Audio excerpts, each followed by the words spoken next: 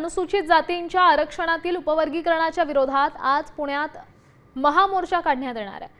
आनंदराज आंबेडकर यांच्या नेतृत्वाखाली हा मोर्चा काढण्यात येणार आहे। मंगळवार पेठ जुना बाजार ते जिल्हाधिकारी कार्यालयापर्यंत हा मोर्चा असेल। याच मोर्चा स्थळावरून आढावा घेतात आपले प्रतिनिधी सागर आव्हाड।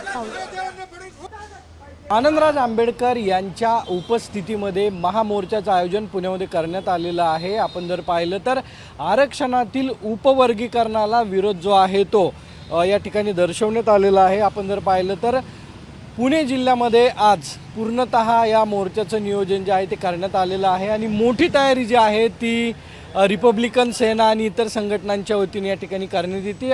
मालधक्का चौक ते जिल्हाधिकारी कार्यालय असा हा मोर्चा निघणार आहे। एकंदरीतच मुख्यमंत्री देवेंद्र फडणवीस यांच्या राजीनाम्याची मागणी जी आहे ती आता जोर धरू लागली। कॅमेरा आदर्श खटकेसह सागर साम टीव्ही। साम टीव्ही मी नेहमी पाहतो, त्यावर दाखवलेल्या बातम्या रिलेट करतात।